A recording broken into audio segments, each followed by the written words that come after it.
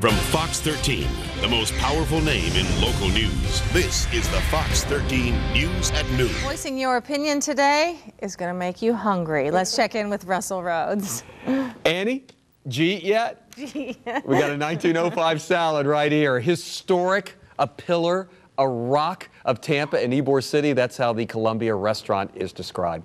And the owners of the Columbia are here.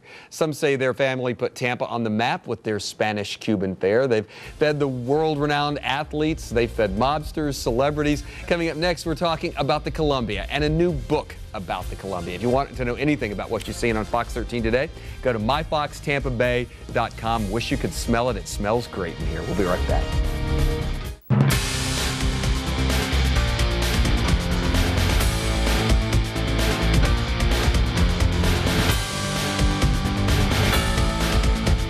Welcome, everybody, to Your Turn. You ever wonder what is actually in that 1905 salad? Or how has a restaurant family managed to keep going and thriving now into their 6th generation? Those answers, a lot more, in a new book, The Columbia Restaurant, celebrating a century of history, culture, and cuisine. Richard Gonzmart, Andrea Gonzmart, a father-daughter team are with us today. Good to see you. How are you? Hey, we're doing great. It's great to be here with Russell. You brought some of your favorites. We'll talk about that in a little while. But Richard, I must talk to you about 100+ years now, and it still keeps going strong, doesn't it? You know, it's a passion that we have for our business, for our community, and each generation starts. Andrea's daughter, who's 7 months old, comes to work 4 days a week, and she's there, been coming since 3 months old. Yeah. Andrea, you grew up in all of this. Well, you did too, but you grew up in all of this, and you know the history, you know the family. What does it mean to be a part of the Gonzmart family? Well, people love to ask me that, but I don't know any different. And of Yeah, course, I feel like I'm very fortunate that, Yeah. I can call a restaurant a second home to me. And I've got, not just employees there, I've got so many extra family members because they've been at the Columbia for so long, and they've always been a part of my life. Yeah. And Richard, when you talk about employees, and the cover of this book is the family, and it's the people who work there. You've got some people on the cover of this book. You said one of your servers, how many years? 56 years. Joe Roman started working there when I was a baby. And if he tells you the story about when I was riding a tricycle around the cafe, I still don't believe it, but he was there. He's witnessed, half of our history. And Lula Mae? Lula Mae Tolman was like a mom to me. When my mom passed away, she said if I ever needed somebody to talk to call her. But Lula Mae passed away, I think it's now 3 years ago in December, and sorely missed and can never be replaced. But she was, there forever, a part of... Marilyn Monroe came in one time when she was a Joe DiMaggio, and Marilyn didn't come out. This is a true story, and he wouldn't come out, and they finally had to send somebody, and the first thing that Lula would say, let's pray together. She'd have a Bible and pray, and so many women went there for therapy, let's say. with Lula Mae? Is that the way it was? It was Lula Mae. She had more fan requests for her autograph than anybody else. Yeah. Now, I know you guys have traced the Columbia's history, and we all take it for granted that because of that salad being called the 1905 salad, and that it's, and you're the oldest restaurant in Florida. But from what I understand about a story I did a few years back, you're really older than 1905, isn't it? What is it? We actually found out we were founded in 1903. So my father likes to joke that the 1905 salad without tomatoes is the 1903 salad. Is that the way I order it? They said you have to change the name of the salad. I said, we can't change the name. So many people don't care for tomatoes. I said, just order the 1903. So try it. I will, but I love the tomatoes, so anyway. So do I. I want to ask you about that salad, because the recipe is in the book. Yes. You've got it.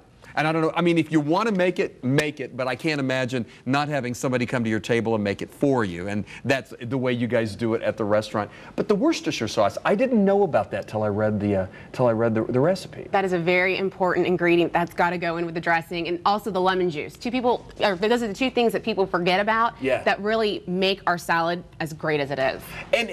But when we say the Worcestershire, as I read it, the Worcestershire doesn't actually go into the dressing. The dressing goes in, and then the Worcestershire goes in, and the lemon go in. All of them go in separately as you're making it, right? Yeah, since we do it tableside, it gives a little bit of extra, performance for the guests to enjoy, and so ultimately it all does get mixed together but we add it separately. Richard, is that the thing? Is that the dish? Is that the item at the Columbia that everybody knows and remembers, or is there something else? It's just amazing how famous it has become. We have the name trademarked now, so that you can't go put it on your menu. And USA Today 2 years ago named it one of the top 10 salads in the United States to make a meal out of. It's the only salad in Florida. Truly, you know what? You're right. You're absolutely right, because you can. Now, you brought something else. What else did we bring today? This is one of my favorite dishes, and that's arroz con pollo valenciana. And we cook it in a casserole with the rice and green peppers and onions and the chicken. And it's just, the aroma is just killing me. And people ask me, what do you like to eat? I said, well, I make the menu, so everything on there I like. But if there's a choice, arroz con pollo, yellow rice and chicken. And over the years, I remember that something just popped into my head. Over the years, you've adapted the menu, you've changed it, you've discovered new things along the way, haven't you? You know, over the 100 years, you got to imagine everybody's taste changed, and items came off the menu and had to be reformulated. And so we've done that and staying abreast. We follow the trends, we don't follow the fads. Yeah. And as you read the book, I mean, everybody thinks of the Columbia as the huge success that it is. Other restaurants, I mean, you've got them in other places across the state now, but not all the times have always been great, have they? Well, the book is a history book about each generation faced great challenges. You imagine, you open up as a saloon serving sandwiches, and you have Prohibition, no more liquor. Then you have the Depression, the World War I, World War II, and the demise of Ybor City, the cigar industry.